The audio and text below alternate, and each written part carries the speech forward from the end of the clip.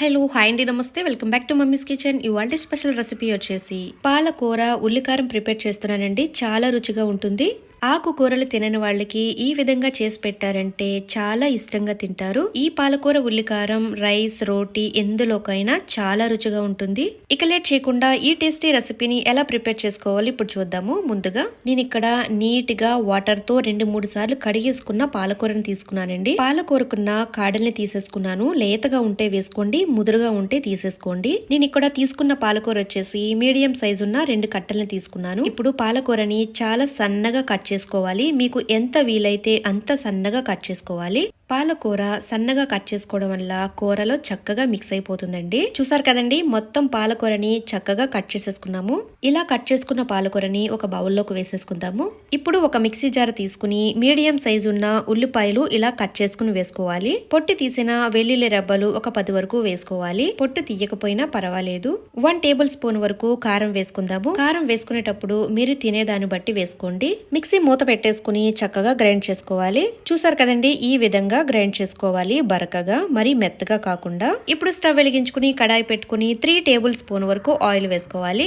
Oil heat ఎక్కిన తర్వాత 1 tea spoon వరకు జీలకర్ర వేసుకోవాలి. 1 టీ స్పూన్ వరకు మినపప్పు వేసుకోవాలి. అలాగే ఆవాలు వచ్చేసి 1/2 టీ స్పూన్ వరకు ఆవాలు వేసుకోవాలి. 1 టీ స్పూన్ శనగపప్పు వేసుకోవాలి. 2 లేదా 3 ఎండుమిరపకాయలు తుంచుకుని వేసుకోవాలి. పోపు దినుసుల్ని చక్కగా దోరగా వేయించుకోవాలి. స్టవ్ వచ్చేసి మీడియం ఫ్లేమ్ లో పెట్టుకుని వేయించుకోవాలి. పోపు వేగిన తర్వాత గ్రైండ్ చేసి పెట్టుకున్న ఉల్లికారాన్ని వేసేసుకోవాలి.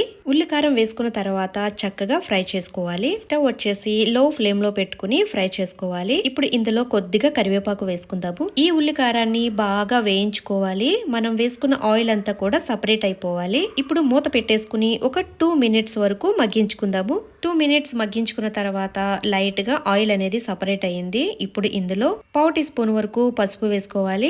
ధనియాల పొడి 1/2 టీ స్పూన్ వరకు వేసుకుందాము. జీలకర్ర పొడి 1/2 టీ స్పూన్ వేసుకోవాలి. ఇవన్నీ కలిసేటట్టుగా చక్కగా మిక్స్ చేసుకుందాము. టేస్ట్ కు తగ్గట్టుగా 1/2 టీ స్పూన్ వరకు సాల్ట్ వేసుకుందాము. చూసారు కదండి, ఉల్లికారం చాలా బాగా వేగిపోయింది. ఇలా చక్కగా వేయించుకుంటేనే టేస్ట్ బాగుంటుందండి. ఇలా వేగడానికి 10 నిమిషాలైనా టైం పడుతుందండి. ఉల్లికారాన్ని ఇలా దగ్గరికి వేయించుకున్న తర్వాత మనం కట్ చేసుకున్న పాలకూరను వేసేసుకుందాము.